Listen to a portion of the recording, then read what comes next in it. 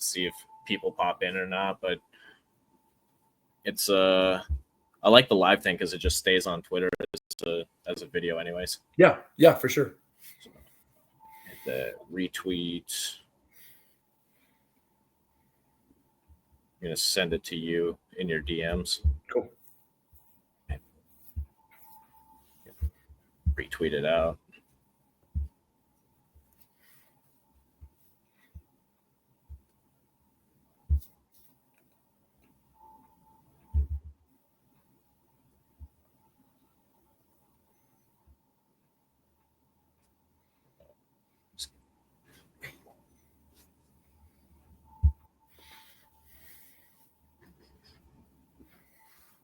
First off, what do we think of the name? Program Spotlight? It's pretty good, man. It's pretty good. Yeah. Especially again, it goes back to, dude, a good name is something that actually highlights what you're doing, right? Like, right. What you're trying to do. You're trying to spotlight, non-Division ones, right? Like, and so you were talking about non-Division one programs. It's perfect. Huge. Yeah. Good. So, yeah, that's exactly what this is going to be. So I want to bring awareness to non-Division one schools, right? I want to take the myth. I want to take what you and I know is a myth, and that's the D1 or bust mindset, and show that a baseball player, softball player, football player can go to an NAI, can go to a Division II school, heck, a NCCAA school. People don't even know what that is, but you can go to these schools. You can play 4 years, 5 years. You can get your master's degree, and you can go on and do great things. But you can also go on and do, play in the minor leagues. You can play indie ball. You can make sure that your baseball career goes as long as you want it to go, whether that's playing, coaching, physical therapist inside of a professional organization. You can do what you want with this, and it doesn't have to be Division I or bust. So for anybody watching, my name is Adam Stenson. I grew up in small town North Dakota. I went to a Division II junior college in Botno, North Dakota. And then after my time there, I floated around Europe a bit playing baseball, trying to make my career last as long as possible. Currently, I live in Scottsdale, Arizona. I still am involved with Dakota College at Botno. From afar, I was the pitching coach there for a couple of years. And now I locate players, identify players for them, as well as some other schools. So that's what I do. With me here is Casey Claflin, pitching coach at Eastern New Mexico University. Casey? Yeah. Well, no, Adam, appreciate having me, man. This is pretty cool. I saw you on Twitter the other night. I was like, and then just saying like about, hey, you wanted to start a podcast, highlighting small, non-Division ones. And then I was like, that's awesome. And so, especially right now in this climate we're at right now in 2025, again, I think it's a great time, obviously using social media and everything else, man. So that's why I followed you right away and messaged you. I was like, hey man, I'd, love it if you can get me on. I'd be, love it, man. So, but yeah, no, I've been the pitching coach now at Eastern. This was my first year here. I played at the University of Akron, was there for 2 years. I was on the team they dropped baseball in 2015. And then from there, I went to a small NAI and UNOH, University of Northwest Ohio. Was there for a year, transferred to Shawnee State University, played there for 2 years, graduated, and then ended up coaching there for 4 years as the assistant and recruiting coordinator, and left there to go to Waldorf University in Iowa. I was there for 2 years. And then my wife and I decided to move down here and take a job in the Lone Star. So, we just finished our first year here and had the first year, and I think it's 7 or 8 years that Eastern was above 500. And really just on track of continue really building what Coach Bryce has really done here as a head guy. And again, just like to have a better year next year. So. Yeah. So I want to touch on something there right away. You said you started at Division I University of Akron. Yep. And you went to UNHO or University of Northeast Ohio. Yeah. UNOH. Yep. UNOH, which is a Division II NAI. Okay, so you went D1 NAI to another NAI. Yep. And that was in what year? So walk on at Akron at 14, there for 15. They dropped baseball. 2016 was my first year at UNOH. And then I decided to transfer to Shawnee for the next year. And it was at Shawnee in 17, 18, graduated in 18, and then took over as number 2 in 19. And it was there through 2022. And then Waldorf 23 and 24, and then Eastern in 2025. Love that. Your program out of your control. There's nothing you could do. It's not like you got cut. The baseball program disappears at Akron, and you decide to go to an NAI school. Yeah. And if I'm remembering correctly, it's a very good NAI program. Yeah. So I was so I mean, it's a little more context on my, I guess, kind of career. So I had elbow surgery my senior year as a catcher. It's all conference, all district, stuff like that. And then I had elbow surgery my senior year in high school. I had bone chips, so I played like 5 games. So kind of lost kind of the some of the offers I had. Akron was talking to me when I was in high school, decided to go another way. I came to the walk-on tryout. They knew who I was already. So Remblack, was like, hey man, we'll give you a shot, and kind of saw I was healthy enough to kind of go. And so I was a true walk-on, which again, in this day and age, is anything anymore either, I think. So, and then was there for, stayed for 2 years and was there for 2 years. And then I went to UNOH. They dropped, because Akron dropped baseball like July 20th, like July 15th, something like that. My freshman year, my redshirt freshman year. So I basically had like 2 weeks to find a school. Yeah. And honestly, like I went on a visit to UNOH, and it was obviously really late. I had to make a decision pretty soon, and Coach Hartman gave me a pretty good offer, and I was like, all right, cool. This is literally my only option, so let's do it. And we were really good. I mean, we won 40 games. I just wanted more playing time, so I transferred to Shawnee State, and then started it for 2 years. So, UNOH, the year before you got there, was in the NAIA tournament. I believe they also have a Nike deal. Yep. This is a legit school. I mean, when you talk about quote unquote taking a step back from a D1 to an NAI, going to UNOH and a lot of these other NAI programs, Lewis and Clark, this isn't a step back. In some cases, from a D1 to an NAI, you're actually taking a step forward in these cases. I mean, the reality is that at Akron, and it's been really fun, man. And my relationship is still have. So like Matt Remblack was our shortstop. He's the assistant at Bowling Green, right? So I just actually texted Matt yesterday. We were talking about some guys. Our right fielder got drafted, and got drafted by the Tigers. JT Brubaker was our Saturday guy. Obviously, pitched with the Pirates, is now back. Just pitched his first time, been like 2 years in the big leagues with the Yankees. So he was our Saturday guy. And then I go to UNOH, and we still had 5 or 6 guys that were going to touch 91, 92. John Schreiber, who's with the Royals, that was our closer. And so catching Johnny was fun. Trying to face the slider and air squad wasn't fun either, but catching him was a lot of fun because it's pretty easy. Even from that team, the next year, Kyle Thomas was my roommate. He got drafted by the Tigers. I forget the round, but that was still back when the draft was still 40 rounds. And so, we had, I think for my 2 years there, 4 or 5 guys eventually playing pro ball in some capacity. Obviously, Schreiber is now is a big leaguer, but my other roommate, I lived with 7 guys when I was at UNOH. So I had a lot of roommates. There it is. Oh yeah, dude, look at that. Oh yeah, back when I actually had hair on top and no facial hair. I took the glasses off because I was like, dude, I can't wear my glasses in this picture. I got to look tougher. Dude, Schreiber's legit. Our best arm on that staff stuff wise was Jonathan Bobea. And he decided, I don't think he ended up going to pro ball, but he'd run to like 95, 96, man. And awesome competitor. Schreiber would be anywhere from 92, 95, was just disgusting. Kyle, when he was healthy, he was like 89, 91. But I know Kyle played indie ball after playing affiliated baseball for a little bit. John Cardenas was my roommate. He ended up playing in a Frontier League for a year or two.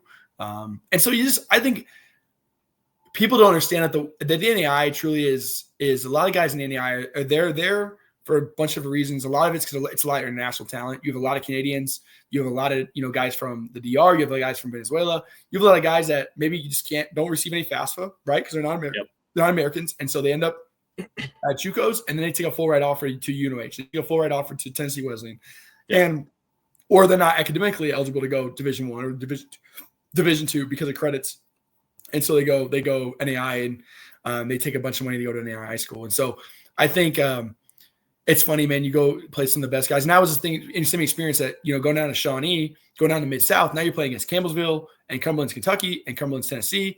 And we used to always joke, again, as Shawnee being the the non-fully funded program in that division, is that, dude, we were the Oakland Athletics in the Mid-South with, there's everybody else, and there's kind of 50 feet of crap, and then there's us, right? And that's just the reality wasn't from a scholarship standpoint. And I think that's where a lot of myths that people don't understand is that, different budgets are set up differently with scholarships, man. That's kind of one of the conversations coaches don't want to talk about, or guys don't want to talk about too much in recruiting process. And it's so like now Shawnee actually just announced this weekend that they're going Division II in the Mountain East, and I think that's gonna be awesome for them. And Cumberland's has done. Brad and Jared have done a great job. Obviously, recruiting. They've gone to the World Series 3 years in a row. I every once in a while, I think Jared has my phone tapped. So if he sees this, I think he has my phone tapped, because I just talked to 2 guys this weekend that are also getting talked to by Jared, and I said I think I give him credit, because I got to make a joke that as soon as I left the Mid-South, now Cumberland's going to the World Series. So again, I think that's kind of what it was. Maybe this is me getting out of the Mid-South. Now they're like, oh, we can't beat Casey now. I'm just kidding. They're really stinking good. That's the way it goes, right? You leave somewhere, and then all of a sudden everything you thought was bad now turns into something great. Yeah, man. And like I said, they've just done a great job, man. And that's where that conference, man, like from Lindsey Wilson to Pikeville. Well, Pikeville's now out of the conference, but I think that's where the people don't understand it. It's the exposure to it, right? And it's not so much exposure they don't see it online. It's exposure not be able to see it in person, right? There's just too much around you in games, and like obviously that someone isn't going to drive to a small town like, again, where Lindsey Wilson's at in Kentucky, or even Campbellsville, Kentucky, small town, or Lebanon, where Cumberland, Tennessee's at. They're so small, so unless you really see them from an exposure standpoint, you're not going to realize it's, oh, dude, these are 2 Friday night guys that are 91 and 92 going at each other. Like, this is – that 4-hole hitter looks like freaking Miguel Sano. Like, you just – you never see these guys. And I think that's where understanding post-COVID and the last year of that, plus obviously the transfer portal, how competitive and how good college baseball is in general is insane, right? Like, the idea, like, if you're 88 – like your stock independent, depending on the context where you're at. And so it's just one of those things where the landscape's changing. It's really good baseball around, and not to get ahead of our point, but again, goes back to the D1 or bust myth. Like, dude, like that can be so far from the truth right now from an opportunity, man, and playing in competitive baseball, especially, so, no, it's wild in the NAI. I mean, dude, I played in the NAI for 3 years. I coached in it for 6. Like, I'm the biggest fan of NAI you might be. Obviously it's kind of why it's kind of also gets tough to, recruit against those guys, from the Tennessee Wilsons of the world, the Gwinnett's of the world. And so, yeah. No. So going back to ENMU, talking about what you guys are doing at that campus, you said your first year above 500 in however many years, whatever. What's been what was the biggest growing point for you as a pitching coach at ENMU over the course of that first season for you? Wow. I think honestly, I've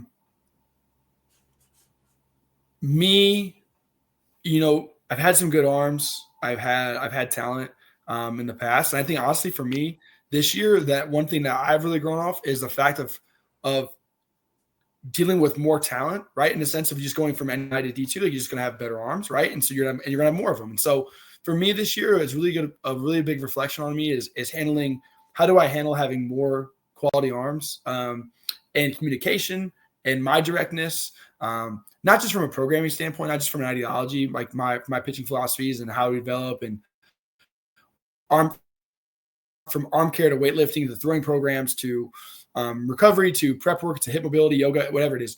A lot of that stuff is just kind of gradually evolving in the way it should be. But I think this year, one of the biggest takeaways from now going from NEI to D2, and specifically going to not just NEI to D2, but now going to Lone Star, is the fact that you're going to have a lot of good arms. And then what do you do as a pitching coach to get the very best out of every single one of those guys, at the same time not trying to pigeonhole them, right? I think that's what the biggest thing is is how do you get the most out of guys without pigeonholing them, letting them, again, creating dogs and letting them just out, right? Let them off the leash kind of thing. And then, but then also then the communication, right? Being even maybe more blunt in some ways than I ever had, before. And I think that's where this year has been really good for me. Just really learning a lot and seeking to where I'm already working on stuff in implementation for the fall, and to where, changes from not just intent in meetings and whatnot, but some small things there where I can do a way better job, I think, in communication. I think is my biggest thing that I've worked on from this year to, or I should say, kind of self-reflection, and then hopefully, working on, past. So yeah, no, that's huge. Making sure that you are maximizing what your individual pitchers can do, and putting them in positions to succeed. That's probably a pitching coach's biggest job, right? Like, not just outside of the preparation that comes with the fall camp and your short winter leading up into the season. It's when you get to that season, you're maximizing what you've learned about your guys through those first 5 months of the year. Yeah, for sure. And I think that's where the Lone Star, dude, it's a different beast in the sense because we only play conference games, right? We don't have non-conference stuff to start up with. So from pitch one, man, it is, you better have an idea ready to go. Your guys be ready to go. And from the first pitch, there's no kind of work in games. And obviously not saying that you ever play to lose. But when you play 50 conference games and at the end of the year, you're going to get down to it and it's going to be, wow, yeah, here's where everyone's at. Dang. Yeah, this year we played 2 non-conference games and next year we go to full 50. So we played our 2 out of conference games against New Mexico Highlands, and then we'll play our last one overall. So yeah, I see it there. It says 26. I don't know why it says 26. We were 27. We didn't have any games canceled.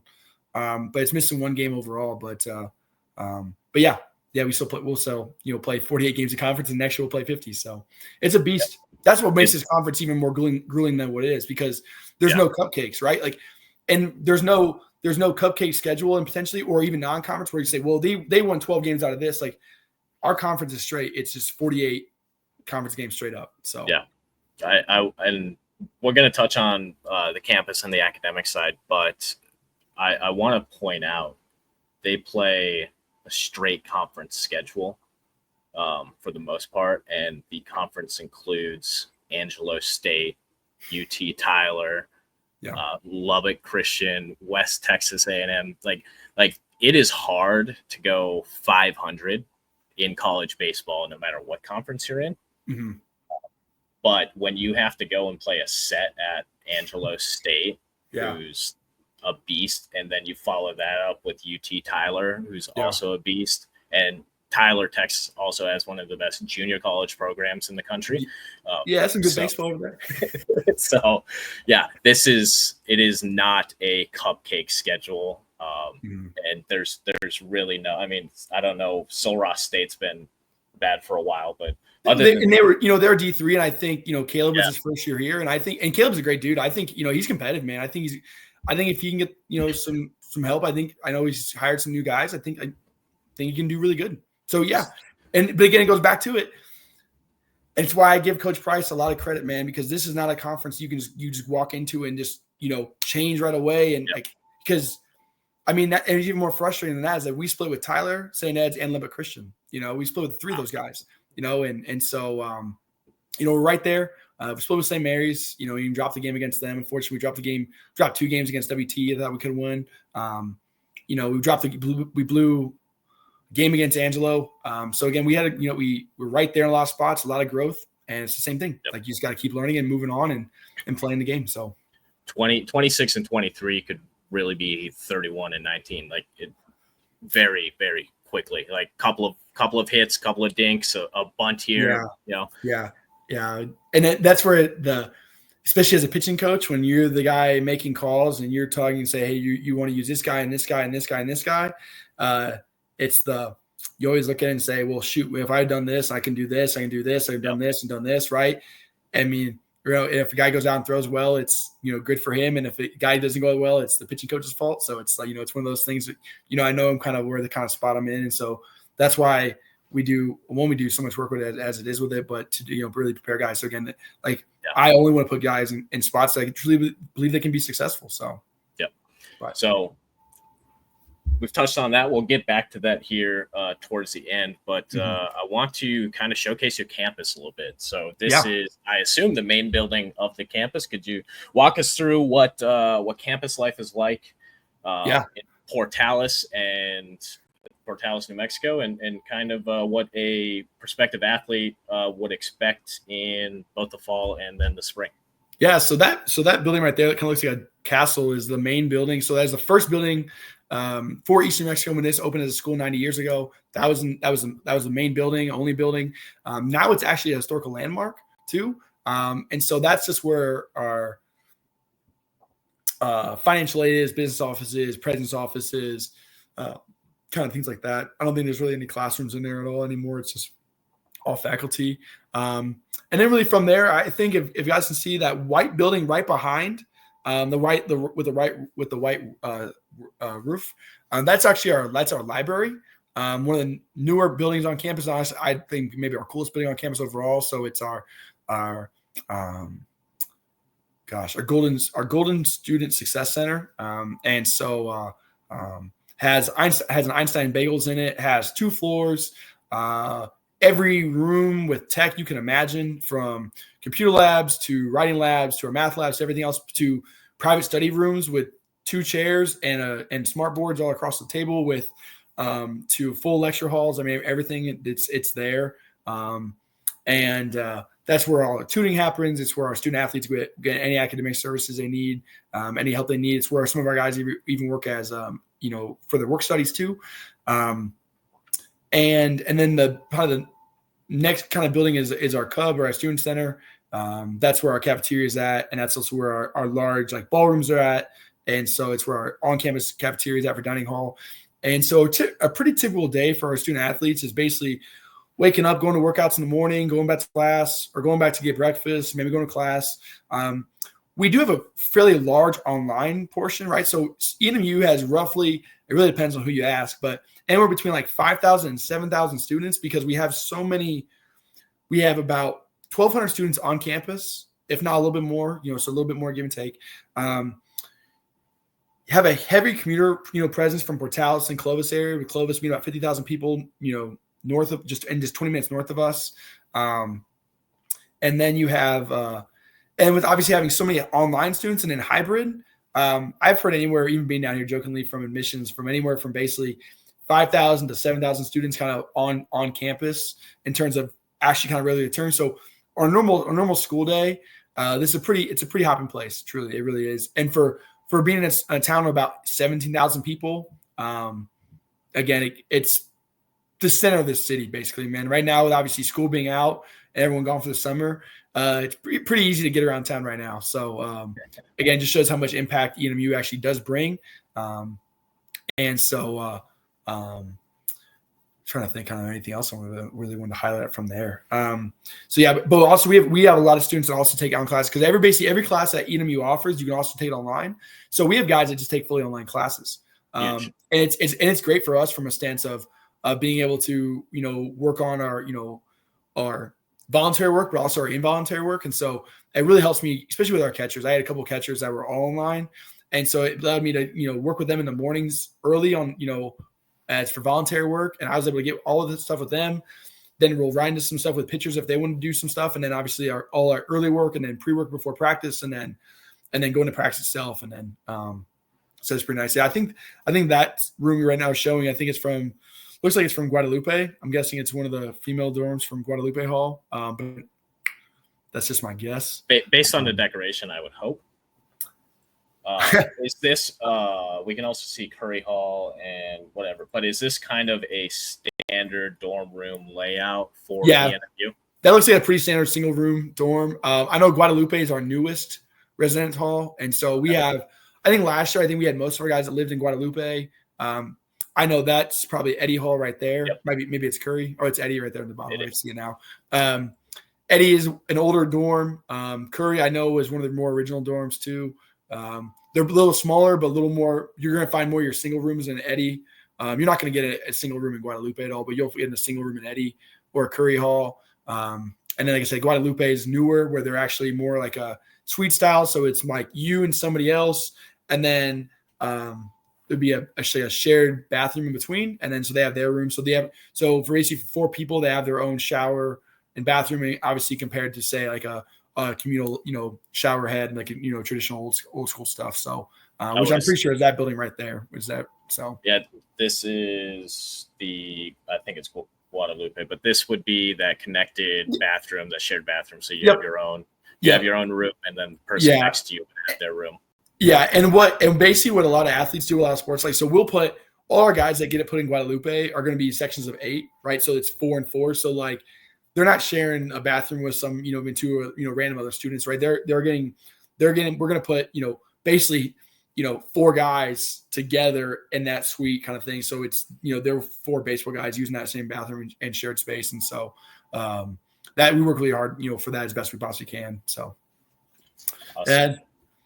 And that's just, let's look at basically. So the building in the background with all the top at the bottom, the left-hand side right there in the middle, that's a Cub.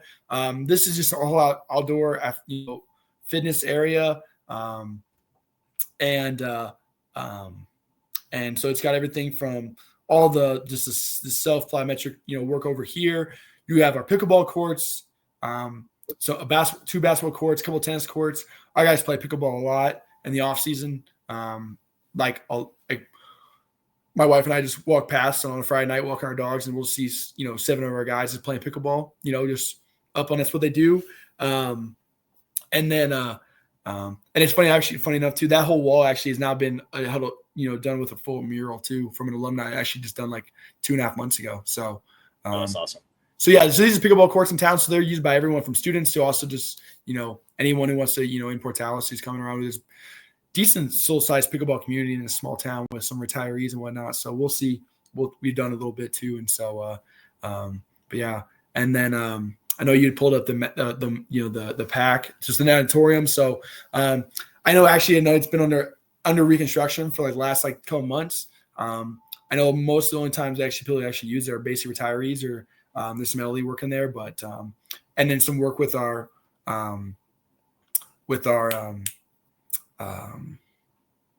veterans. So I know there's some work. So and then with the max pack, that was the old weight room for athletes. It's in our gymnasium, and now it's just used for anybody. Anyone who wants to use it is free to use it for students wise. And so we have a separate weight room just for athletes. That's basically right outside of it, right next to our softball field. So awesome. So what could weather wise, what's the weather like in Portales year round? Like how is it like?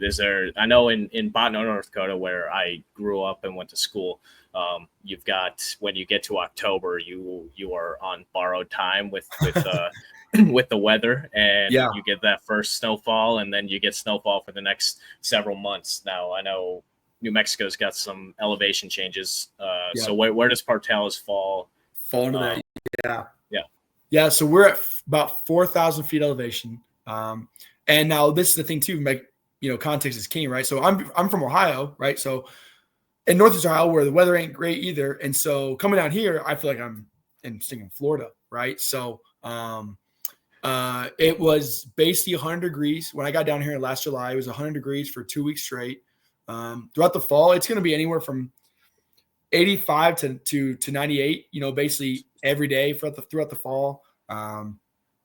Our cold period is like once October hits, once we kind of get into the fall, it's not so much that it gets cold, it's that the nights get cold. So you're gonna have more of this contrast between if it's 3:00, it might be 80 degrees, 85 degrees, but once sun sets and you're at 7:30, 8 o'clock, then it might be a little colder. And then you wake up and it's only 50 degrees, but then it's back up to 88, by 2 o'clock. And so, I think last year with our scheduling, we went to our fall World Series in like the first week of November. And we were fine, right? So I'm it's a cold, 65 degree night, and I'm not even wearing a hoodie because this is fantastic, right? Like being in Iowa is cold, where the wind is just brutal, hits you in the face. And so being down here, and so we didn't really have any snow. We didn't have any snow in November. We didn't have any snow in December. We got a little bit of snow in January when our guys got back. Actually had a kind of bad snowstorm And then we just went up and, and stomped on our turf in the infield and then just let it basically give it 2 days. And then we were back out there playing. So if we get snow down here, if it snows at all, it's basically gone within a day or two. The wind can get kind of crazy. We're in the high plains, and so that can be kind of brutal at times. And so we had definitely had some spring games that when the wind's blowing in or blowing out, it's a total game changer. I mean, we played, our last weekend against Texas A&M International actually killed us. And if the wind was just, the wind was howling in 40 degree, 25 mile, 30 mile an hour straight to the first base dugout, just so anything in the left field is just neutralized for sure. Yeah. So we can get some crazy wind down here. But for the most part in the fall, I mean, it's going to be mid-upper 80s all throughout the fall. It's going to start getting to the 70s around October. And like I said, then it's going to kind of that contrast hits at night. And then we'll go into, once we end our fall, we'll go into our individuals. And it's kind of hit or miss. We had days we were pulling down outside and it's 75 degrees and it's perfect. And then we had days it was like 45 and feels cold and you're like, it's just wet and it's muggy. Like it's kind of like just dark and you're like, man, this is kind of gross. Let's just go and do some pull down stuff inside. Yeah. But I mean, realistically, we didn't have any games canceled. We played in snow one time in the year, and that was and actually at WT in the third week of the season. So again, you kind of just never know. Everyone jokes. So I really do think I've lived now in Ohio, in Northeast Ohio, Southern Ohio, Iowa, and in New Mexico, and everyone says the same thing. It's, if you don't like the weather, just wait 5 minutes, it'll change again kind of thing, right? Like you're a Midwest guy. Like you heard that your entire life. Yep. So it's the same thing down here. It's just a question of, where's that wind at really? So, but we don't get a ton of rain. And during the fall, it's going to be, like I said, man, anywhere between 85 normal and then just kind of goes down from there. But good enough where we have a full fall. We're not really worrying about snow or anything like that in October. Yep. So. Oh, that's awesome. So you get the campus, you get to have a full fall uninterrupted. You can pretty much do your entire fall plan without having to really make any adjustments to it, which is great from a player perspective because they can go through and they get into that routine and they can really build on it without interruption. And then, so as far as academics, obviously you said any class that's offered is also offered online. Mm-hmm. So when you do have, most of your players are obviously taking in-person classes. So from that perspective, what was your communication like with obviously your first year there? What was it like communicating with teachers about players, whether good or bad, especially when it comes to the spring season, you're in the season, you're in the swing of things. Were there issues? Is communication good between the faculty, the education faculty, and the coaching staff? What's that kind of look like? Because I know that can sometimes bring issues at some colleges where it's not everyone loves each other, right? Yeah. It's funny too. I've been at places. I've been at Division I and I've been at small NEI with like 1,000 kids, and it doesn't matter. Like truly, the size like doesn't matter. It just goes back to like the system in place, and the intent and what's the willingness of people want to work, right? So like here at Eastern, I really do think we have a fantastic communication line. Katie Burnett was our basically our total like academic advisor for athletes, and so all of our guys get put on rosters if they're in the classes. So all their professors are told ahead of time. Besides the fact of us being proactive, saying, hey, you also need to do this too. Like you need to send emails, you need to do all this. And then our professors understanding what's going on, them knowing what's happening. So they're seeing that, so-and-so is in class and they're going to be class. They're going for baseball. Because for us, our schedule is off day Monday, practice Tuesday, practice Wednesday. Either we're practicing at home or we're on the road Thursday, and then we play Friday, Saturday, Sunday, and then get back late Saturday, Sunday, right? Or sometimes even, early Monday morning, depending on how we're kind of trip we're taking. If we're going to Kingsville or coming back from Kingsville, whatever it is, right? So I was really impressed. I thought it was pretty good overall, that communication, mainly because Coach Price really, really hammers our guys like, hey, you have to be communicating. So we're constantly getting from state table hours, be on guys, make sure they're doing that stuff too. getting midterm reports, getting alerts in classes. So if guys were struggling in classes, we got, we're told right away. Except for that kind of that only thing that maybe that like last little gap between like your last midterm to like 2 weeks before finals, a week before finals kind of hits. That like little 3.5 week, 4 weeks period is when like the communication, not say it goes away, but like from a class standpoint, we stop kind of getting alerts from that point. So we're even like next year moving forward is like we want to make sure that we have something in the system for that 4 weeks specifically, so that our professors stay on with it. But I was really impressed. I thought, I never had any issues of our guys saying like, oh, hey, this professor wanted me to do this, or I'm going to be gone for this, and they say I can't make it up. Like we never had any issues there. We, fortunate enough to have a lot of faculty, from in different departments even that are, are baseball fans and they're supporters of what we do. Dr. Cole actually is the dean, is chair of the business department, is actually a baseball alum, right? And so like having him as kind of also a liaison with also faculty is nice. And right. So it just goes back to like, hey, if we're truly here for the students, they come first. As long as they're doing their part, we need to do our part. And so that's communicated throughout the athletic department from the top down. And so the biggest thing we just ask for guys is if they're proactive, our faculty, the promise from our faculty is that they'll be proactive too. So we actually were pretty good overall. We didn't have any issues of guys like, well, I failed this class because they said I was here and I was on this trip. And then, I've dealt with that before, dude. We didn't have any of that. Obviously, you still have only so many unexcused absences, but also kind of nice thing with us only playing weekend conference games. We don't have to worry about midweek travel.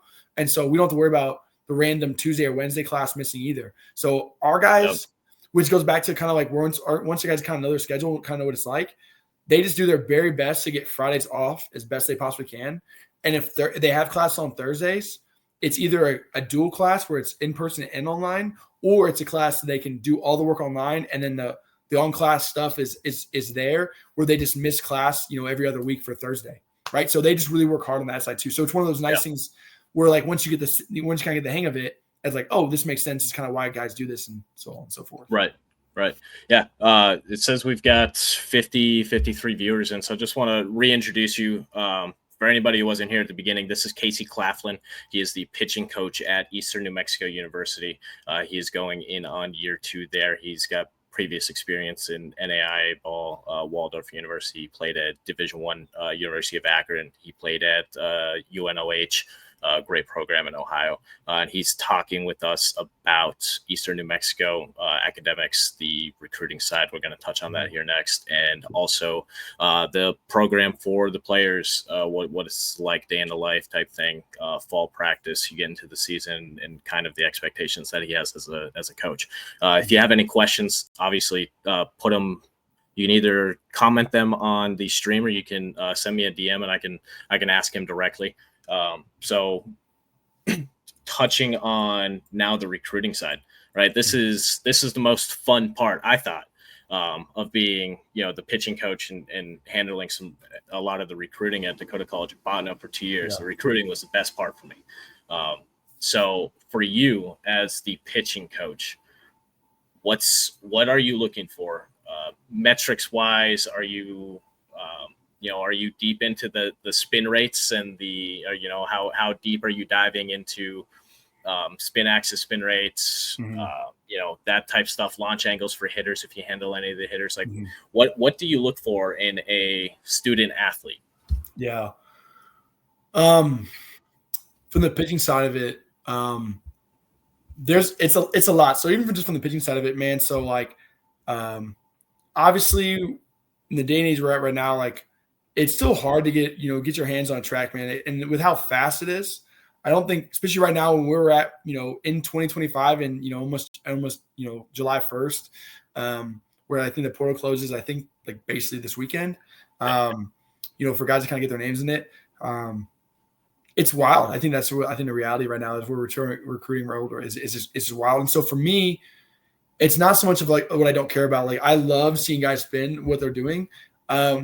But for me, I care way more about how a guy moves and how what he's producing and how he moves, because the way I look at it is spin me is, I should say this, you can change and manipulate spin so many different ways that I'm not saying, it's easy to teach, But for example, with how I view in pitching is that I see a lot of guys that do some really good stuff, maybe with really poor moving patterns, or they're doing stuff that's okay and they have really poor moving patterns. And I know that if I clean up certain things and those causes, the first thing didn't change, or within a chain, that's going to change effects down the line. That's ultimately going to get me to get a guy to spin the ball. For example, like when I see a guy like heavily cutting the ball, right? A lot of guys will say, "Oh, he's just a supinator," right? That's a new term, right? From Shred, kind of this year, right? Are you a supinator? You're a pronator. Well, my first thing is, well, he's not really a supinator. He just pushed off his big toe, pushes this way. His hand, because of just looking at the arm action, what's happening is like he's just casting it. So he's not supinating, like because he's trying to, or that's what he naturally does. Like he's supinating because he's pushing, and his arm is trying to find a way to protect itself, which naturally gets him out where he's supinating. He's just throwing a cutter, but he doesn't actually know what he's doing, right? And so, but it might be at 82 miles an hour or 83 miles an hour. My job and where we kind of go into it of knowing where we're at in the Lone Star and everything else is saying, okay, cool. I see a guy who's throwing an 84 mile an hour cutter. Okay, what does that turn into if I get that thing straightened out? Now the question is that good if he straightens out, or is it bad if it straightens out? And that's kind of where knowing obviously one, like his vert, right? Like where's that, where's the vertical angle at? Is it going to be in a dead zone, or is it above 15? Okay, cool. If it's above 15, okay, sweet. Now, or is it going to flatten out to where it's, is he, because how fast he's spinning it, is it going to flatten out to where it's like, hey, actually, you know what, dude, if it's working, let's just keep you throwing this little cutter at 80, 45 and we won't work on anything else. But if it ain't working and I see the spin could be like, oh, hey, no, there's 90 in there. Like, let's do that. Like, well, you can change that. And the question is, then it takes in what's the buy-in from the athlete, and can he get there, and the time you have, because that's the most precious thing I ever have in player development. And I think one of the biggest things too right now, especially in player development and from a college standpoint, is, well, that guys come in the fall and they get better and they've really developed in the fall. That's true. But you get better in the summer. Like you flat out have 4 months to work on your entire craft, almost 5. Like if you're not getting better in the summer, you waste it. And then I'm trying to get you ready to play. And from the male side of everything else in the fall, where that other stuff I'm cleaning up, I'm changed completely. So again, from this, what I'm looking for, man, is I want dudes with legit stuff that can go challenge guys. And I know for myself that I can. I look at what I can coach. I know I can clean up moving patterns. I know that I can work on the mental approach with guys, and they can ultimately just learn to control chaos. So I want guys that ultimately can go dominate with a fastball, that have something else to show that I can work off that. And if I can develop that second pitch or develop that third pitch for a guy, and I can say, okay, he's doing X now, but I believe I can make this guy X better, right? Because of this, and this. Now the question is, does it tick all the boxes for us? I'll be honest, man, we just signed 3 guys this week I'm really happy about. And so, good big time recruits that we wanted that can spin it well and they throw fuzz, man. So I'm really happy to see that. Because again, it goes back to this conference. If we're going to continue moving forward, it's going to be on pitching. And honestly, we're at a point where we're just really working on our position guys. But the biggest thing is from a pitching standpoint, man, I'll be honest, dude, if a guy isn't touching 86, I'm not even looking at it. I'm being honest. And I even say that is the sense of like where we're at, who we have. Again, in this conference, dude, like you're talking everyone else is rolling out. It's going to be 89 plus with some guys. Every, couple teams got some guys that are going to touch some 4s and 5s in the 90s, right? So like if you want to be up there, it's kind of an arms race, right? So you got to be there. But then it's not just doing that. It's not just throwing hard, right? It's not just I just chased a velo. No, the velo is what you use with it, but again, it's just a weapon, right? Like, I mean, one of our most consistent arms all year with this was a crafty righty, JoJo Estrella.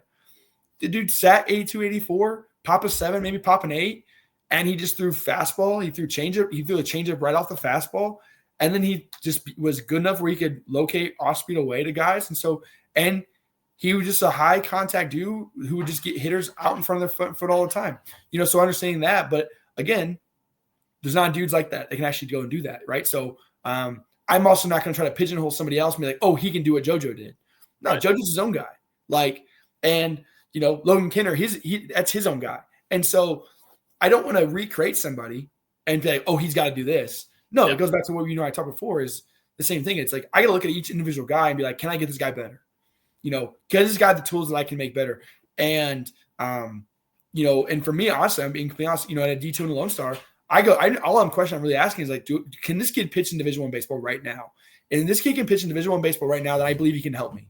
And if he can help me, then I can help him get better. And to where again, now this thing's really lining up, and to where now we're putting out good guys where, my job is to have, 15 good arms. And I'm like, yeah, dude, I don't really know who's the best one of them in kind of sense, right? Like every pitching coach wants to get there, like, hey, draw a name out of the hat, go do it, kind of things. But, that's where it is from a standpoint, dude. Like the metrics get you in a ball game, but, not having a ton of access right now to spin stuff, like it's not huge. And then from the position player side, I just I'm looking at the question of the same thing is, can this guy be in a Division I lineup one way or another? Do I think there's maybe some pro potential in there a little bit? But what's the hitting thing? What's this kid doing? Again, goes back to the same thing. Oh, this kid just hit 370 with 7 pumps, but he's not even turning his back hip enough, right? He's not even getting into his leg. Like you can look at the force production through his feet. Like it's not even good enough. We had 2 great examples of this. Our 2 best players, Luciano Torelli and Willie Ponce, our center fielder and shortstop. Both were all region. Both hit above 400. Both hit. Well, I think LT finished the year with 12 or 13 pumps, and now is getting recruited by Power Fives because of the JUCO waiver, and Willie just signed a High Point. So nice. Again, and they were 2 guys that no one wanted at JUCO, just flat out. Like LT was a high, a low 300s hitter with no strikeouts, and he just bought into what Coach Price wanted to of understanding his hips, understanding how to create better ground force, and trusting that he's got actually way better juice, and because he got good hand-eye coordination. And LT was a all conference guy last year, and then obviously was first team all conference and all region this year. And so it's not just it's the we really look for the guys with guys with high contact rates that we think maybe can use the lower half better. And honestly, then from there, we really focus on the lower half and don't get too lost in there. And we want 6'6" guys that can run it, and everybody else, and we chase tools, right? But the realities of that is like the perfect guys we want are the same guys that Texas State or UTRVG or Texas want, right? And same one everyone wants. Yeah. And so the question is, we look at, okay, cool, what's this guy missing? So honestly, dude, we'll send a guy that runs a 6'8" to play center field if we think he can bang and we can play it else and we figure it out. Like, Adam Dunn played 14 years in left field for the Reds. Like, because it's Adam Dunn, but he obviously hitting 40 home runs a year. So again, you can make it work. And so I think that's really the question of from that recruiting and the roster limit and the rosters building and everything else. We don't have a roster limit, but the building of it is really looking at what does this guy do? If you're losing this guy, can you recreate him in the aggregate kind of thing? Can you do this? Can you get the best out of it? And then really make it work in the vision. And then from in the fall, the buy-in is, from Coach Price and I is, hey, this team can win. Now it's everything else. It's only, about winning more. That's it. And then getting, all these new guys to buy into the fact they can win and then go from there. So, you said something when you're talking about pitchers. You said the mental side, right? You want a guy who goes out there and like he thinks that he can throw a fastball every time. Essentially, I think is what you were kind of touching on. Like, can I dominate with my fastball? Yeah. That is the biggest thing. Like I as a pitching coach, I can teach you a second and third pitch, like you said. I can fix your mechanics. I can inch you better this way as opposed to going this way, right? Mm-hmm. One thing I cannot do that is strictly on the athlete is mental side, right? How good do you think you are? I remember day one as pitching coach at DCB, I had a meeting with all the pitchers to introduce myself, and I asked them all as a group. I said, "Who's the best pitcher in here?" Mm-hmm. And there was a clear number one, and they all said, "That guy." Yeah. I wanted 15 arms to go in the air, right? I wanted 15 dudes who all thought they were the best. I'm like, okay, great. Now we got some competition. Let's go do this. Yeah. You can't teach the mental side at all. Mm-hmm. So when you got a guy who's got, I think a dude throwing 85 who walks onto the mound and he's like, yeah, I'm the best thing that's ever touched this dirt. Mhm. I'm going to dominate you. I want that as opposed to the guy throwing 92 is like, how's my day going to go? I don't know. We'll see. Yeah. You know? Yeah, for sure. Well, I think it's tough too. And obviously, I think Adam, I think you and I could have a whole separate conversation about this. Being basically same age, seeing something going on in college ball and pro ball right now, and for example, dude, like I was a catcher, obviously, right? As I said, I was a catcher, but I started pitching my senior year because summer ball you jump up, you need arms. Well, I jumped on the mound, hit 88, and I'm like, dude, I can do this. And all of a sudden, you start doing stuff, and I was our closer at Shawnee my senior year, so I was catching a couple games a week and I was closing.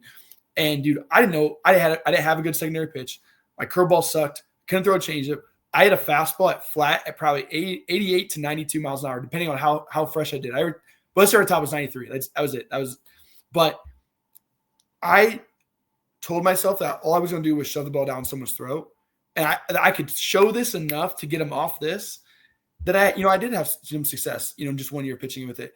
And it's not saying that obviously like, I want dogs, right? I want guys to get them out. He said, when give me the ball, the game's over. You have to have that. The biggest thing I think right now with what we're seeing is so many the walks being up and all this stuff and the crazy, everyone's just chasing velo and throwing as hard as they can. Like there's a point of that's true. Like Bob Gibson 60 years ago said, yeah, I try to throw the ball at 100 miles an hour every pitch, kind of thing. Even when he threw this, he wanted to throw it hard, right? It was that full intent.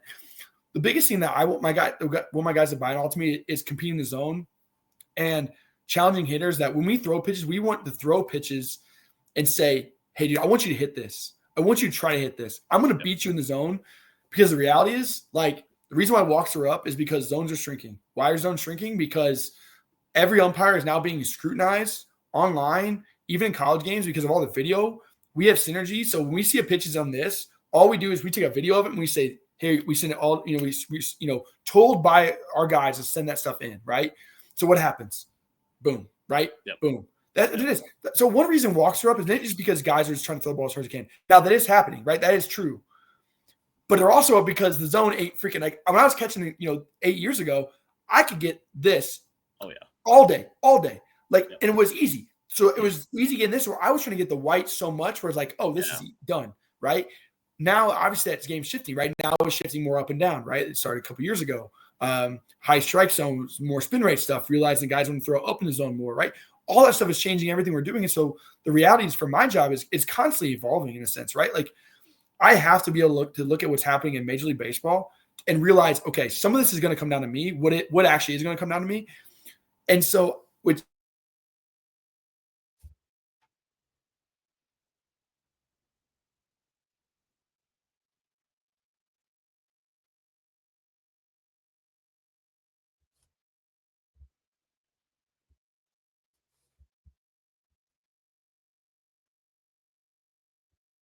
I believe we lost Casey.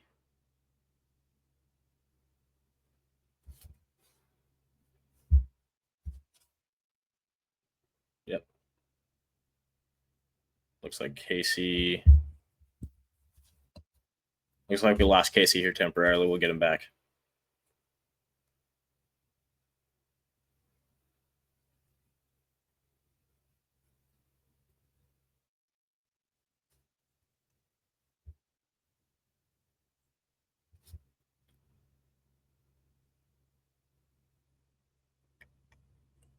Should be back here.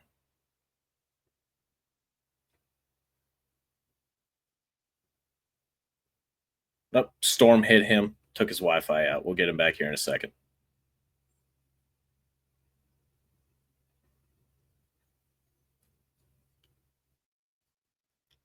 Looks like we have 98 people in here. So if anybody's got any questions, fire away while I'm in here alone. And then when Casey gets back, please do ask questions. There's a reason why I went live.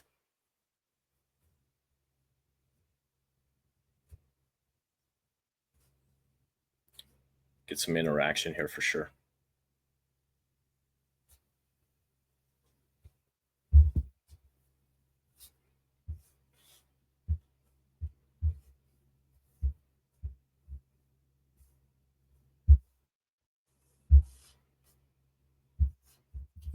And we've got him back. Oh my goodness, dude. Yeah, that was weird. No, unfortunately, just hit some.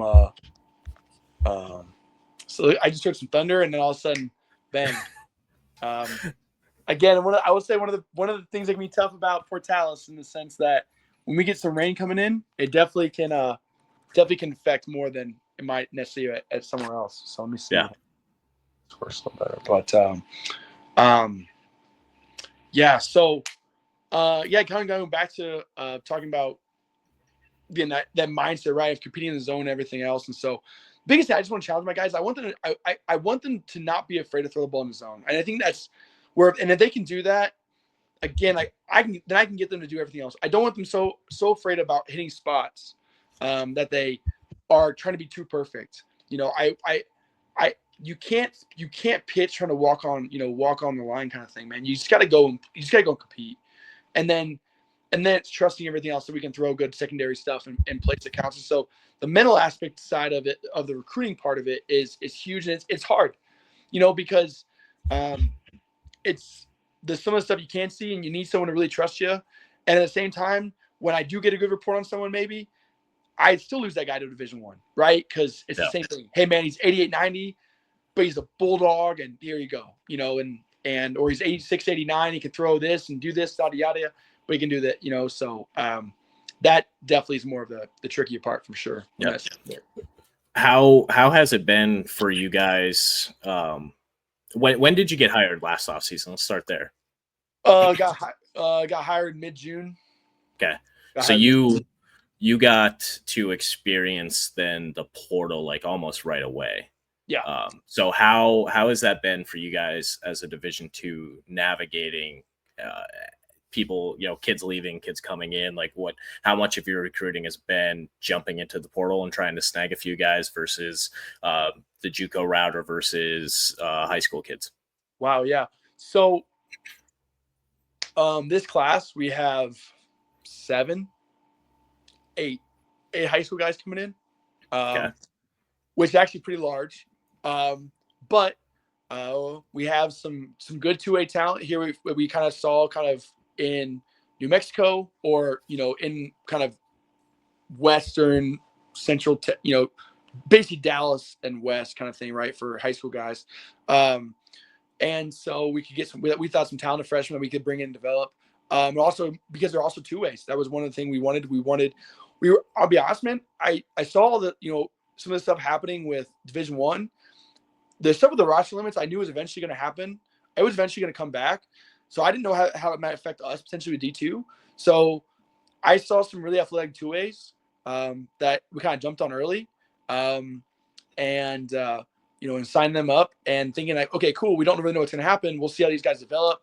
And if we do have a roster, if something does happen at D2, which forces us to have a lot of more roster limit, then okay. Obviously that hasn't happened yet, but it is what it is. Right. We go after a lot of JUCO guys. We go after a lot of guys from transfer portal. It's not one way or the other.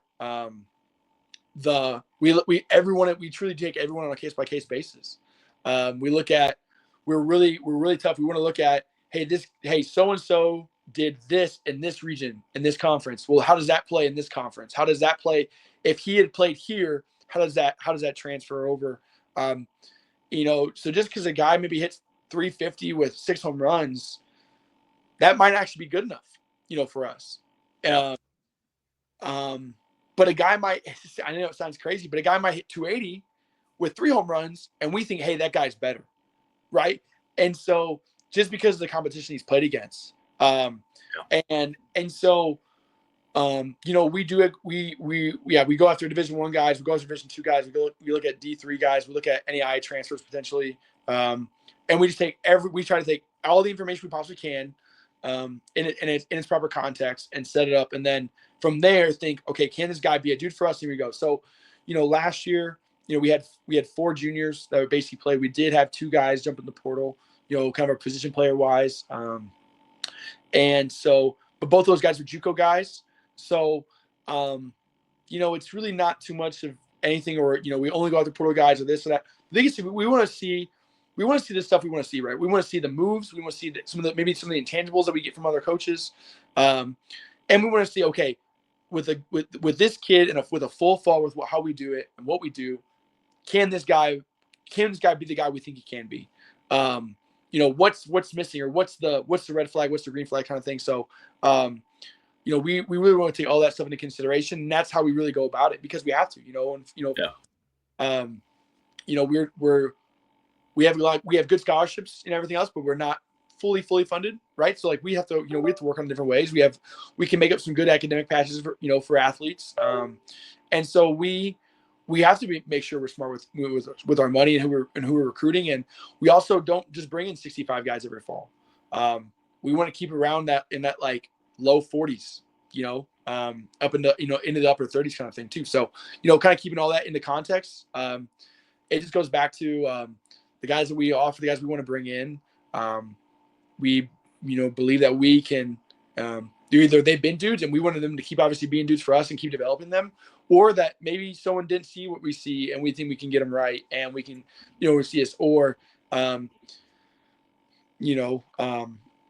or is this guy a really strong dude up the middle that we can build around, and if we're really good here, maybe behind the dish. I did have 2 senior catchers this year, so bringing in 2 good catchers in this last class was pretty important. So and if we're good at the middle, what's that look like on the end? Then how everything looks like too. Can I sign 3 center fielder type guys, or is this class like, do we end up having 1 center field type guy and 2 guys that just straight bang in the corners? It always changes, man. And so it's really a really good mix of JUCO and portal guys, and moving forward, I think we'll stay more on that boat and probably continue to get led and less freshmen, honestly. So I think that's a reality that high school kids need to come to grips with, in knowing that if you're not a physically built, a developed player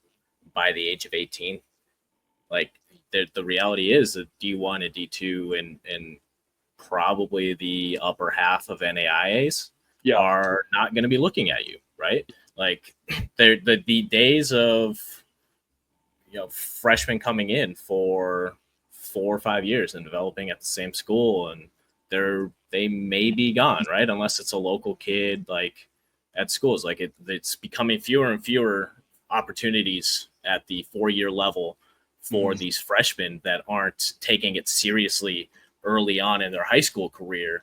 And like, if you don't decide freshman year, I'm going to go play high level college baseball right away, and you start building yourself and working to that, you're going to be going JUCO. If you want to play baseball, you're going to be going, and no shot at D3. D3 is, there's a lot of great baseball programs at D3, but there's also a lot of great education systems at D3 and D2. Yeah. So like, kids need to realize that junior college baseball is where 4-year schools are looking, right? That's the new high school recruit, right? That's the guy, right? Like, that's where you're going. Is that kind of what you're seeing too? Yeah, I think it's just this, man. I think COVID had a lot greater impacts on recruiting than anyone realized, not just because of all the rules that NCAA made or NGCAA made, all that stuff. It's because it started with the draft. I don't think this is what people understand. When the draft went from 40 to 20 rounds, all that meant was that 20 rounds worth of guys are not getting drafted, which means they're either staying in college or they're moving on. Well, obviously, then you make rules, right? And everyone talks about the logjam of what's happening. I just look at the reality of college baseball in the same way. Everyone talks about Major League Baseball is getting better, getting worse kind of thing, but it's getting better all the time. The reality is college baseball in the last 3 years is gotten better because it's getting older and more physical, right? Yes. Where again, just go back to the physicality. Where I'm not saying that I think when we saw some freshmen across the country be really competitive and do some really good stuff in the SEC or ACC, but it's going to happen less and less, right? It just happens, and honestly, it's because that dude probably didn't get drafted out of high school. Where 6 years ago he probably does get drafted, and maybe that guy signs in the 26th round or the 25th round. And I think that's what a lot of people, because I don't see Adam, dude. even the narrative of just having to go JUCO, like, oh, you should go JUCO develop. Well, like, yes, but again, what JUCO and where is it going to? Because it might not be the best thing for you to go to JUCO and develop. Because if you're a guy who's 84, 86, and you think that going JUCO in Texas might be the best way to develop you, well, dude, you go compete in Region 14 where you're seeing dudes throw 94 and understand what that development might like. You might be there for 2 years and not even throw one inning. Yeah. So how we define development has to be able to change, and of course, and be subjective to the individual. So I don't believe that someone has to go JUCO. I just believe that everyone should try to go to a place that really truly wants them, where they can be successful, and that they are putting themselves in the best chance to give themselves a legit chance to play, develop, and then maybe get seen and play. Because again, it goes back to the same thing, dude. Playing the game is hard enough. Yeah. Baseball is getting better, so it's hard enough to to see with it. So going back to like the the D1 or bust mentality. Like, yes, obviously the draft is changing everything in college baseball. Obviously, it's changing everything in the portal.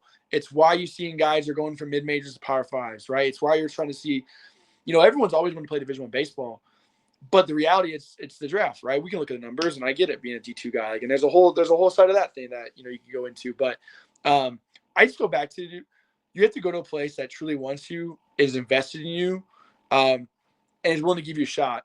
And because if you want to play professional baseball in this day and age, like, you need numbers behind you. It is very hard to play professional baseball in 2025 without something else behind your name. It's really hard to get signed and stay in pro ball, even in indie ball. If no one knows who you are, you have no numbers behind you, and you just walked into a tryout and you threw 92, 95, it's really tough for that dude to get picked up in indie ball right now. And that's what's crazy, right? But again, why? Because there's so much influx of talent. There's so many guys that are looking for opportunity. And the more guys that are, everything with the draft and everything else has affected everybody else in recruiting, it's the same thing. I mean, dude, when I was in high school, man, if a kid in Ohio was legit, was like 86, 88, like, he was probably a clear-cut Division I guy, like, hands down question. Yep.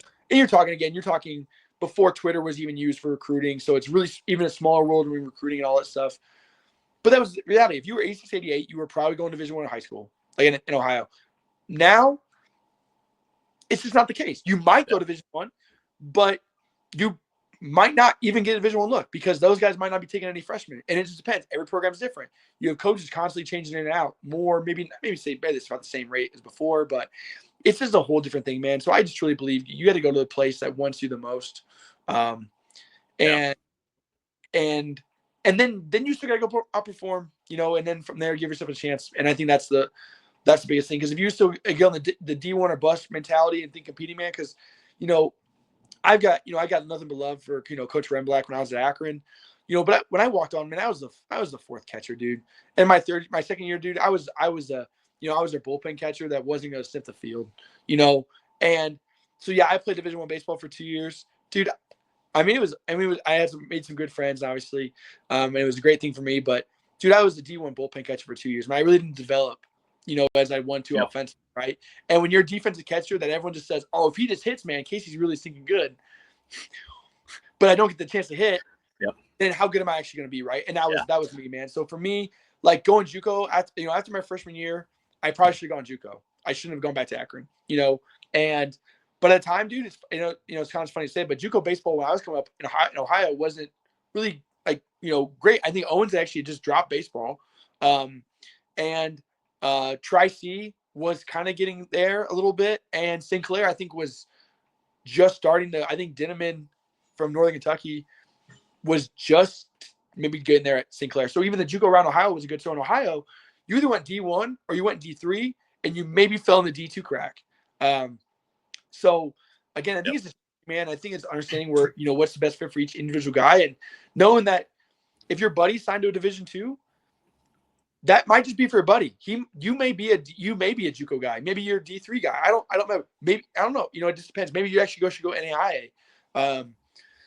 So, I think you just gotta go a place where you're gonna have the best chance to play, and go from there. So playing should be the number one thing that any high school athlete looks at right now. Where am I going to go and get innings, right? Where will I go? And you don't want them handed to you, right? Because if they're handed to you, then it's you didn't earn it. I don't want to, trying not to say anything bad about any college coach out there, but if you're handed innings as a freshman and you walk in day one and you're the guy, then you are either really, really good and you don't belong there, or the program isn't very good. They've probably run through a couple of coaches, right?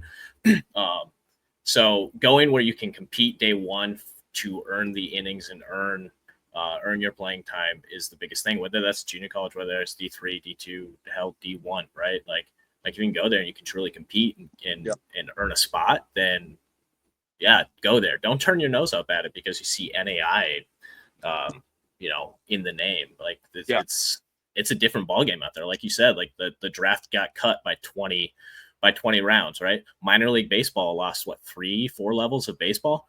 You had only one division in low A taken away for 2 years. So yeah. So like when you look at that, roster sizes in Division I baseball just got trimmed. So like when you see all of this, the only thing I'm seeing is round got cut. That means rounds on the MLB draft got cut. That means we've got more redshirt juniors, sophomores coming back. Mm-hmm. Okay. Everyone's getting older. The transfer portal is opened up and a lot of those guys hop in and they never hop out. That tells me that they're going D3, they're going NAI, they're freshmen bouncing down to JUCO, right? So when you take a look at the landscape, and I see it all the time on Twitter, I see high school kids, JUCO kids putting in there looking for D1 opportunities. I'm sorry, man. I just watched 12 seconds of your clip. You're not D1. Yeah. It's well, I think even the other part of that is the fact that like that guy may even have Division I stuff, but are the guys that are seeing him even needing that right now? I think that's even the harder part, right? I don't think that guy's even that part. Like we're getting to the point where getting a college offer is only getting harder and harder for guys. So my just thing is, as a guy, as a young coach, whatever it is, I just go back to you just can't turn your nose up at any offer you truly get. And because here's the reality too. We're almost in July, and this just means that guys are making decisions left and right. And so guys are gonna make offers and then spots are gonna get filled up, and then when more cuts even start happening in the next couple of weeks, like it's the same thing. And it's just the continual wave. And I just go back to what's interesting, I'm seeing more guys kind of willing to hang them up, as college guys. That's kind of been the different thing too I've seen is, and I get it, from one aspect of it, dude. Like when I played Division I baseball, I couldn't tell people I worked for my family business, right? Like now kids are getting paid $10,000 to go to a school. So I get from the one standpoint of it's like, you know what? I really don't love baseball. I like playing baseball. I'm just done if I can't go get paid more. Like I'm seeing that side of it too. So, and it's wild. And I go back to this where everything's individual. And you said, dude, if you're only looking for Division I opportunities, then dude, I really do. I wish you the best of luck. Right. And, but when you don't have any other offers and it's June 26th and you got to basically choose a school to get all that stuff done and final apartment and find a living and all that stuff while you're playing summer ball, if you want to wait till the last second, man, then that's on you. Best of luck. So, and some guys that might be the best thing for him, honestly. And it sounds crazy, but there are some guys that it will work out better for them to wait till June 15th, or June 20th to make a decision. The reality is 85% of guys are not in that boat. Right. So. As far as the portal goes, have you, the portal and NIL combined, what have you noticed at your level, either at ENMU or maybe some other teams in your conference, because you have really good programs in your conference? Have you noticed that some guys are getting picked out, poached? Has your roster been poached at all by some D1s, or like what's that look like for you? Yeah, I guess in my experience so far, For me, in our short time, it's been pretty good because, I mean, last year we had 17 seniors. And so when half your roster is seniors, and then they had the JUCO waiver, obviously most of our guys were told that they couldn't play because they were fifth-year guys that came back from for the last year, and they could only play D2. We had one transfer come in. Or I should say we had one transfer come in that we knew no matter what, like he was done. He could only play D2. We had a transfer come in with only 1 year, and now is trying to go play Division I baseball with his Pavia waiver. So from our side of it, we're not really seeing the poach side from this class because obviously we have some guys who have now signed to Division I's or you're getting Division I attention who don't have D2 eligibility. Yeah. But a couple years ago, we had an outfielder that was really good and basically had some people telling him to go JUCO. So he goes JUCO, and now he's at Division I playing. And great kid, and came in here and banged. Like, kid was awesome. And I know there was another Army here a couple of years ago that went Division I coming out of Eastern. And so, in my short year experience with here, being out here, I'm not obviously seeing the poach. The tough thing is, man, it's just such a double-edged sword for me, man, because I truly go back to what's the best thing for the kid, Yep. And if his best chance actually is to get drafted and because someone so wants him, then if he's actually got a shot to do it, then he probably should take it. Yep. But at the same point, though, dude, so many guys just want to go. They just want the D1 roster. Well, then they realize they go from D2 to D1 roster, and it doesn't work out. And unfortunately, more times than not, that's the case. Because again, it goes back to this thing's hard enough, which means if the biggest thing is you should be looking for a spot that's like, hey, man, we want you to come in and be a dude. And then from there, I still think there's a lot of situations where that's few and far between, even from D3s to D2s. Yeah. What I'll say from my experience, what I'm seeing is I'm seeing a lot of arms that go to Division IIIs that do really well and then get picked up by Division I's. Like, wow, this kid is 91, 93 at Division III playing and then has, 75 Ks and 50 innings, and then that kid gets signed to a Power 5 or to Division I. I'm seeing that a lot. And so maybe that's kind of where what I'm seeing. So far, I mean, we'll see. We got a good class coming in right now, Adam. So hopefully this time next year, you and I aren't having the same conversation and I'm more upset. But, I think the biggest thing is, and that's where it goes back to the culture standpoint, there is a lot of this idea of it's just, you go into a place, you play and you get out and go from there. That's true. My job as a coach is to make sure guys don't want to leave. That's where my job is. Like, my job is ultimately is that they want to be here. They want to win here. They want to play for us.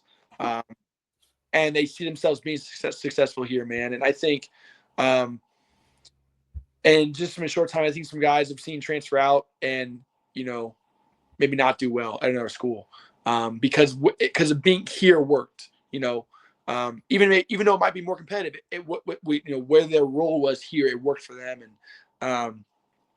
And just the reality of it, and it's a tough reality that we all have to learn is that, sometimes the grass ain't always greener on the other side kind of thing, man. So I learned that. If you got a good thing, don't break it. Again, with all this stuff with advisors now and everything else, man, the backdoor deal kind of things. Yeah. It's the same thing you hear in college football, right? Listen to one mid-major guy talking about football right now, or even the lower Power 5 guys. What was the guy from NC State was like, yeah, dude, we're not building programs. We're building rosters for a year. It's the same idea. That's what we're doing. Like, you build the program by building a roster for a year, and then you hope that success takes you further from there. So that's more the. Yeah. No, and I ran into in Scottsdale a NIL agent, and we talked for so long that we had to schedule another meeting so that we could finish our conversation. But he was, he's talking the same thing. It's when you see a player transfer, it's not, the player might not know where he's going until a week before, right? Like that deal has been negotiated by the agent and the player's family long before the player picks up wind on it. So when you see that, and it's the reality of the situation, especially at the big P5. So that's a whole different ballgame. It's eye opening, right? So I want to now touch on your facilities at Eastern. Yeah. So I'm going to add to the stage. So this is Greyhound Ballpark. Yeah. So that's cool. So so we I don't know if I can send you now. So we've turfed our infield, and we've done a padded, and have a padded wall. Let me even see. Let me see if I could even send this to you now. Hold on. Oh, let's see here. I've got a. Let's see here. Got to change the picture. Oh, here we go. We got a view of the.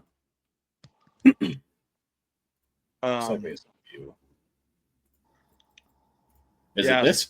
Yeah, so that's the new look. Yeah, so we got turfed infield last summer, and then padded fence, new padded wall out there. So and obviously, awesome LED lights.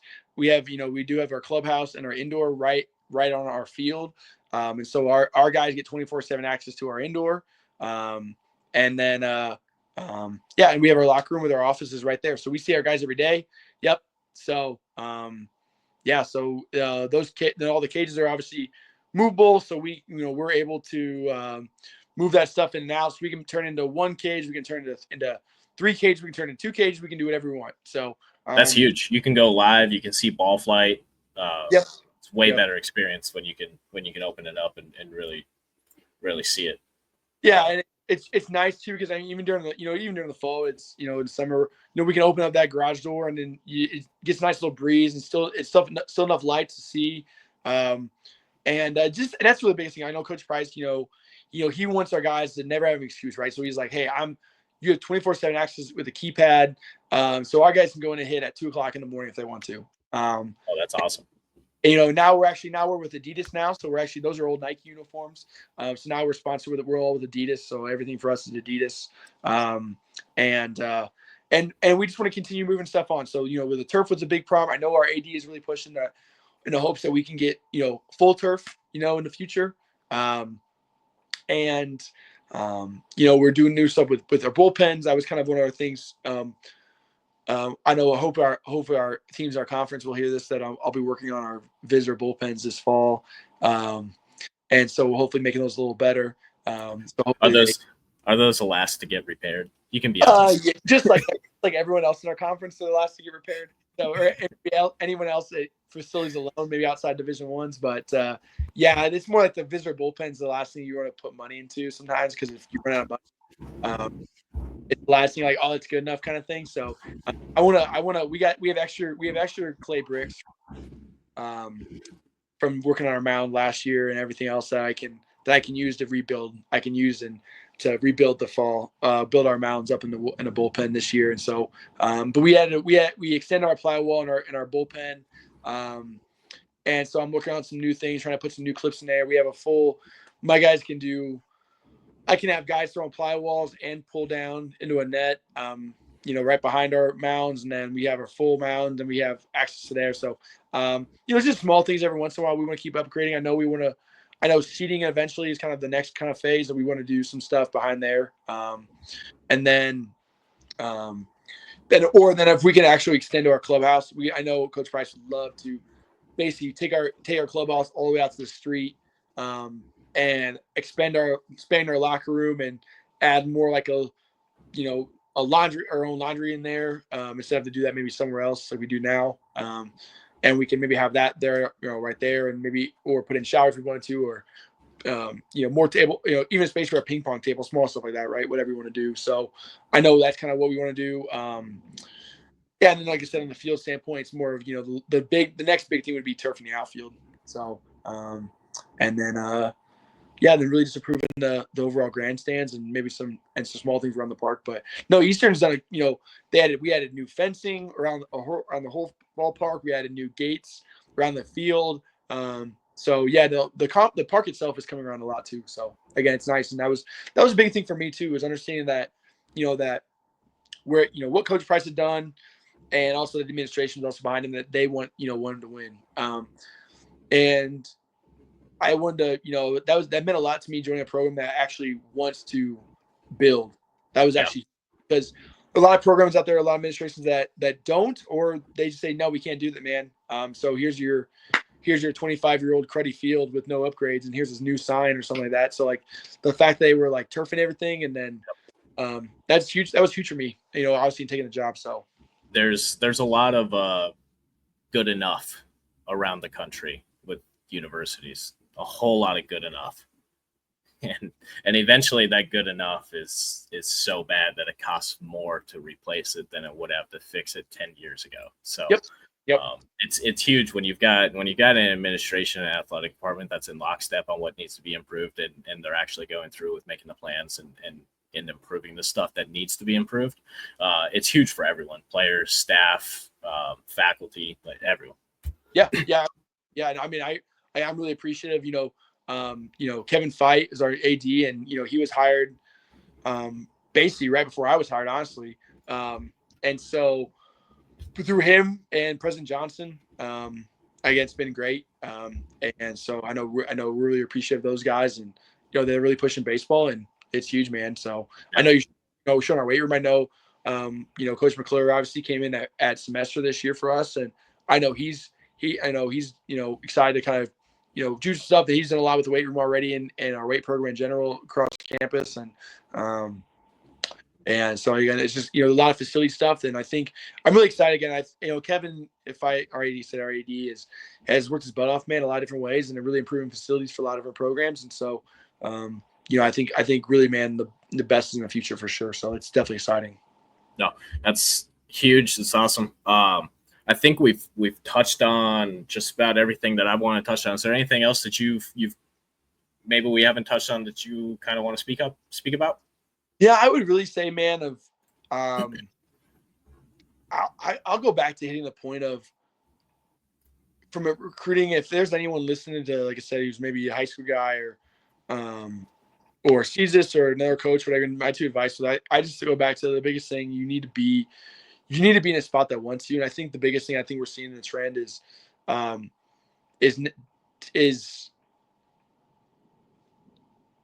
truly be where your feet are at and be in a place where you can be successful. It doesn't mean you settle or downgrade. It goes back to, it's college baseball is only getting better. It's getting more competitive. And, I really think from a competitive standpoint, what I want is I want gamers, and we're going to win a lot of ball games if I have, a bunch of guys that have potential in pro ball. But that's just the reality of it. And so from a recruiting standpoint, like, that's my job. Like, I am trying to bring those guys in, which means I work a lot right now, because I lose those guys to Division I's every day. And so, what we want at the end of the day, man, we want blue collar guys that want to come in here and work.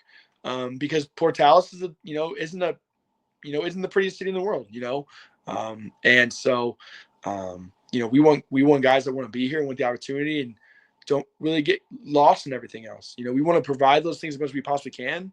But we just know there's things we can provide. And so we want our guys to, to buy into the fact that we play in the best conference in D2 baseball.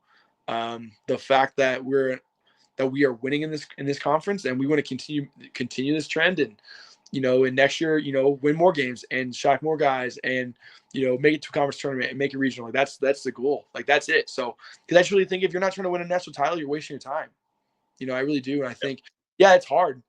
It's really hard. But at the same point, if that's not your mindset, then you're settling. And it's the same thing my parents told me in high school.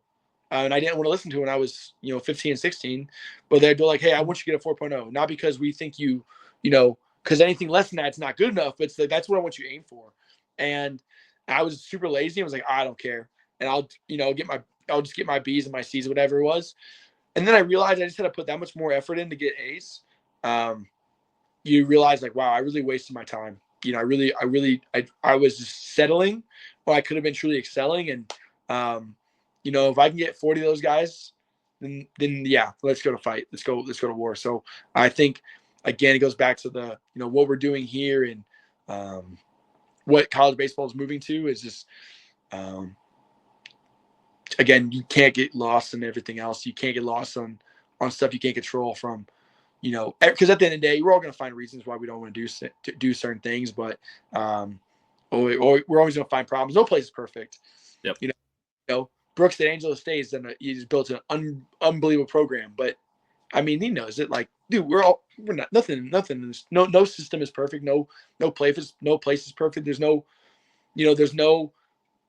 perfect fit. It all becomes down to what you make of it. You know, and we have guys from all across the country. You know, we recruit. We had guys from Canada, guys from Curacao. We have guys from the Pacific Northwest. We have guys from New York, guys from Texas, guys from New Mexico, guys from Colorado, guys from Kansas. You know, we get guys from all over, and we get a bunch of guys that come to this small town in New Mexico that want to compete and win and build and find a family and be a part of a family that wants to win down here. And I think a lot of good coaches out there trying to do that, you know, do the same thing. And but ultimately, you know, we offer a really affordable education. ENMU, even for undergrad, is really cheap. Housing is cheap, and so ultimately, we can make really affordable options, you know, for guys and opportunities. And you know, I'm excited what we're doing. I'm excited what we've done. I'm excited with who we're bringing so far, and I hope we can, you know, keep bringing the guys we're trying to bring in right now, and you know, go compete to win this conference. So I'm really excited for it. It's good. This fall is gonna be challenging. It's gonna be a lot of work, but again, I really like I like we have coming in so far, and it just goes back to, you know, our job as coaches just to really you know, set the standard and then permeate the culture throughout it. So Adam, really, man, I don't really have anything else. I really appreciate, man, you having me. I'm glad in God's providence. I saw your tweet the other day and allowed us to do this. This has been awesome. So I'm really appreciative, man, of the time. Obviously, having me on the show, and yeah, man. Hopefully, that, you know, next year we're having this conversation that you're having 2,000 people tune into it, man. So it'd be awesome, man. So yeah, anything else? Because I just know too, if you and I start talking pitching, dude, like I'll start talking about my issues and certain teaching and philosophy and what dictates all this. We'll start talking about cause and effect and what's eyewash, what's good, what's not eyewash. With, you know, why do I love throwing softballs and weighted balls, or not this or not that, or why do I don't. It's a huge conversation, man. So we could be here for another hour and a half. Yeah, I think my wife would be really upset. But no, man, I really appreciate the time. And yeah, for anyone listening, man, definitely definitely any guys who were, you know, potentially in the future, man, of playing, you know, playing high caliber collegiate baseball, and really being chested, that, you know, what we offer in the Lone Star could be a great opportunity for you. And maybe hopefully there's some guys maybe, you know, see this, or guys that we're recruiting that, like, heck yeah, dude, I'll go play for this guy. So we'll see. But yeah, like I said, Adam, I really appreciate the time, man. So Casey, yeah, this has been a great hour and a half. I hope that if you're watching this live or you're watching this back, VOD, then, you know, I hope that you see the passion that I'm seeing from Casey, from what he wants to build, and from what he's a baseball guy, and you can feel that. I can feel that, and I hope that comes through with the video. They're building something. They're building something really nice down in ENMU, and I did my research before asking Casey to come on this soon in my process with what I'm trying to accomplish with this podcast, because I saw that with what they're doing. So I really hope that if you're 26 or 27 grad, if you're a 25 in the portal here that's closing very, very quickly, and you need to make a decision, and Casey has reached out to you, I hope that you're giving them a very, very long look, and you're doing your due diligence, and you're understanding that the opportunity that could be in front of you with Eastern New Mexico University. So with that being said, this will be on Twitter for anyone to watch. This will be up on YouTube, and this will be audio only on Spotify. So all of those links will be put out various times. So listen to it, do your research on ENMU, understand what they're building. And if Casey hasn't reached out to you, reach out to him. I will link his Twitter. I will link his profile on ENMU's website so that you can further understand who he is and what he's about. So Casey, thank you for your time. I'm going to end the stream here. If you guys have any questions, reach out to Casey. Please do. Sweet. Thanks, Adam. I appreciate it, man. Absolutely. I'll talk to you. Don't leave yet.